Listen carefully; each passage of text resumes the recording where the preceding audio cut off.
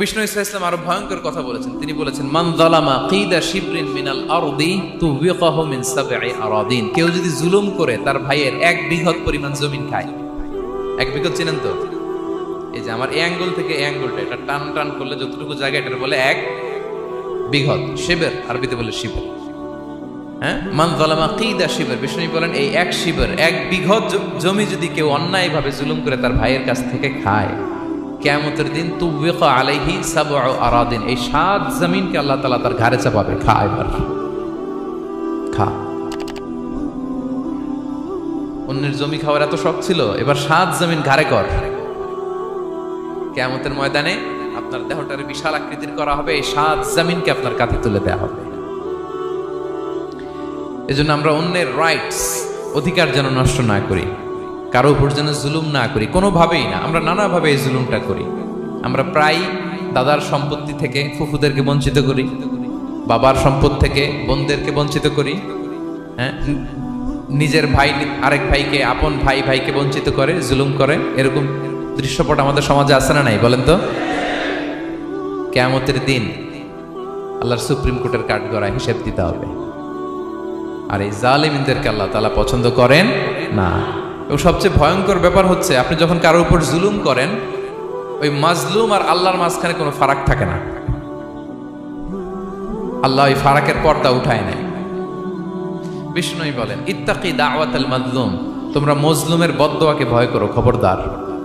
কারণ ফাইন্না লাইসা বাইনাহা ওয়া বাইনাল্লাহি হিজাব, তার আর আল্লাহর মাঝে কোনো পর্দা থাকে না। দোয়া করলেই ওটা আরশে যেয়ে কবুল হয়ে যায়।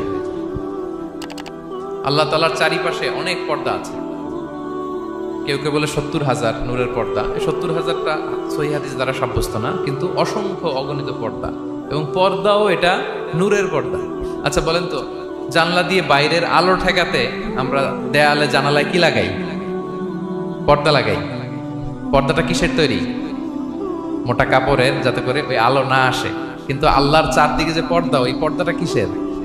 নূরের, আলো। ওনার পর্দায় আলো দিয়ে তৈরি। সুবহানাল্লাহ বললেন না? বিষ্ণু বলেন, ইত্তাকি দাওয়াতাল মাজলুম, মজলুমের বদদোয়াকে ভয় করো। ফাইন্না লাইসা বাইনাহা ওয়া বাইনাল্লাহি হিজাব, কেউ যখন মজলুম হয়ে কেঁদে বদদোয়া করে, তার আর আল্লাহর মাঝে ওই পর্দা থাকে না। বদদোয়া করছে, ডাইরেক্ট কবুল। খবরদার আমার পেনাঙ্গের ভাইয়েরা, আমরা যেন জালিম না হই। In it's any form, operation in it's any form, যেই কোনো ভাবে, যেই কোনো ক্ষেত্রে, যেই কোনো ধরনের হইতে পারে জুলুম। কাউকে আপনি ছোট্ট কোনো কাজে ঠকালেন, বন্টন নীতিতে ঠকালেন, হ্যাঁ, জমি মেরে দিয়ে ঠকালেন, আমানত মেরে দিয়ে ঠকালেন, ইন ইটস এনি ফর্ম যদি জুলুম করে থাকেন, খবরদার। মজলুমের কান্না কখনো বৃথা যায় না। মজলুমের কান্না কখনো বৃথা যায় না। জীবনের কোনো না কোনো সময়ে এর প্রায়শ্চিত্ত আপনাকে করতে হবে। জীবনের কোনো না কোনো সময়ে এর প্রায়শ্চিত্ত করে আপনাকে মরতে হবে। তাহলে কোনো বিশ্বাসী কি জালিম হতে পারে? কারণ ইন্নাল্লাহা লা ইউহিব্বুল যালিমিন, আল্লাহ তাআলা জালিমদেরকে পছন্দ করেন না।